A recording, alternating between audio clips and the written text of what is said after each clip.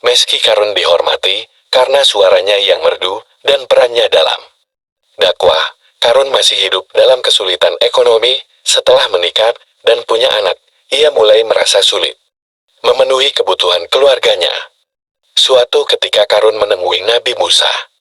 Di sebuah lembah yang tenang, ia menunggu hingga Nabi Musa selesai bermunajat. "Assalamualaikum sepupuku Musa," sapa Karun dengan penuh hormat. "Waalaikumsalam Karun. Ada apa kau datang menemuiku?" tanya Nabi Musa. Karun menarik nafas panjang. "Wahai Musa, aku ingin kau mendoakan aku, agar Allah memberikan aku kekayaan. Aku ingin membantu keluargaku keluar dari kemiskinan, dan aku berjanji menggunakan kekayaan itu untuk mendukung dakwah kalian, dan membantu Bani Israel." Nabi Musa menatap Karun dengan penuh perhatian. "Karun, ingatlah bahwa kekayaan adalah ujian. Apakah kau yakin bisa menjaga janjimu?" "Aku yakin wahai Musa, aku tidak akan melupakan Allah." Nabi Musa berdoa kepada Allah, dan mengangkat kedua tangannya. Doa itu dikabulkan. Dalam waktu singkat beberapa bulan, Karun melihat kekayaannya bertambah, ternak-ternaknya berkembang dengan cepat, hasil panennya melimpah, dan ia mulai membeli banyak emas, perak batu permata, berlian serta perhiasan lain. Ya, kesuksesan Karun sampai pada gudang-gudangnya yang penuh dengan harta. Orang-orang mulai mengenal sebagai orang terkaya di Bani Israel. Namun kekayaan itu mulai mengubah dirinya. Lama-kelamaan waktu ibadahnya mulai berkurang. "Karun, tidakkah kau ikut ibadah berjamaah?" tanya tetangganya. "Aku sibuk mengurus ternak. Lagi pula aku bisa berdoa di rumah," jawab Karun dengan asyur. Hari demi hari Karun mulai lupa dengan janjinya kepada Nabi Musa dan kepada Allah. Semakin bertambah kekayaannya, ia semakin sombong dan merendahkan orang lain. Ia berkata bahwa kekayaannya berasal dari kerja kerasnya, bukan dari doa Nabi Musa kepada Allah. Katanya dengan angkuh kepada para pekerjanya.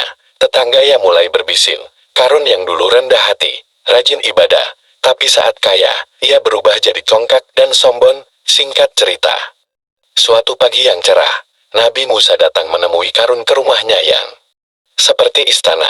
Karun pun menyambut Nabi Musa dengan sinis. "Apa yang membuatmu datang ke sini, Musa?" tanyanya sambil duduk di kursi emas.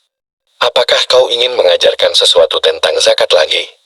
Nabi Musa tetap tenang. Dengan suara lembut penuh ketegasan ia berkata, "Karun, Allah Subhanahu wa Ta'ala telah memberikanmu kekayaan yang melimpah sebagai ujian, bukan untuk dibanggakan. Apakah kau tidak ingat bahwa kau adalah bagian dari kaumku? Bukankah seharusnya kau gunakan kekayaanmu untuk membantu mereka yang membutuhkan?" Karun tertawa keras. "Kaumku, mereka hanya beban. Aku mendapatkan ini hasil kerja kerasku dan keahlianku. Mengapa aku harus berbagi dengan mereka?" Nabi Musa menatap Karun dengan penuh iba. "Apakah kau lupa bahwa segala sesuatu datang dari Allah? Kekayaanmu hanyalah titipan. Kau diminta untuk bersyukur dan berbagi, bukan untuk bersikap sombong." Karun berdiri, wajahnya memerah. "Cukup Musa, aku tidak butuh nasihatmu. Semua ini hasil usahaku, bukan pemberian Tuhanmu." Nabi Musa menghela nafas panjang. "Karun, aku memperingatkanmu, kesombonganmu akan membawa kehancuran. Allah tidak menyukai orang yang membanggakan diri dan melupakan hak orang lain." Namun Karun tidak peduli. Allah Subhanahu wa Ta'ala berfirman, "Dan carilah pada apa yang telah dianugerahkan Allah kepadamu kebahagiaan di negeri akhirat, dan janganlah kamu melupakan bahagianmu dari kenikmatan duniawi, dan berbuat baiklah kepada orang lain, sebagaimana Allah telah berbuat baik kepadamu. Janganlah kamu berbuat kerusakan di muka bumi. Sesungguhnya Allah tidak menyukai orang-orang yang membuat kerusakan." Quran Surah Al-Qasas 77. Setelah Nabi Musa pergi, beberapa ketua Bani Israel mendatangi Karun. "Karun, kekayaanmu bisa menjadi jalan menuju kebahagiaan dunia akhirat, jika kau menggunakannya dengan benar. Berbagi tidak akan membuatmu miskin. Sebaliknya itu akan memberimu keberkahan." Karun hanya tersenyum dan tak mau mendengarkan. Ketua itu pun kecewa dan menundukkan kepala. "Semoga Allah membuka hatimu sebelum terlambat," ujar ketua itu sebelum pergi. Singkat cerita, biasanya langit yang biasanya cerah mendadak mendung, angin yang awalnya lembut menjadi kencang. Orang-orang mulai gelisar, tapi mereka tidak tahu apa sebenarnya yang akan terjadi. Di rumahnya Karun sibuk menghitung koin emas. Tiba-tiba bumi mulai bergetar dan semakin kuat. Dinding rumah Karun menjadi retak dan barang mewahnya jatuh ke lantai. Apa ini? Karun berteriak. Wajahnya pucat. Para pelayannya berlari panik. Tuan, tanahnya retak. Kita harus keluar dari sini. Namun sebelum mereka sempat keluar, tanah di bawah rumah Karun mulai terbuka, menelan lantai marmer dan semua yang di atasnya. Gudang-gudang. Harta Karun yang berada di dekat rumahnya ikut terguncang. Karun berusaha berlari. Tidak, harta-hartaku. Jangan ambil harta-hartaku, teriaknya histeris. Di tengah paniknya Karun, terdengar suara menggelegar dari langit. Begitu keras, membuat semua orang ketakutan. Ini adalah hukuman bagi Karun yang sombong dan kikir. Karun menoleh ke langit. Ia berlari ketakutan, tapi tanah terus berguncang membuatnya terjatuh.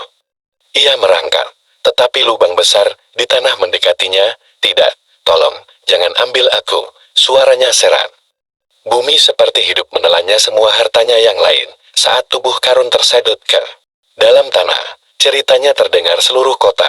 Orang-orang yang menyaksikan dari kejauhan hanya berdiri terpaku. Mereka melihat rumah Karun yang dulu megah seperti istana, kini lenyap tanpa jejak.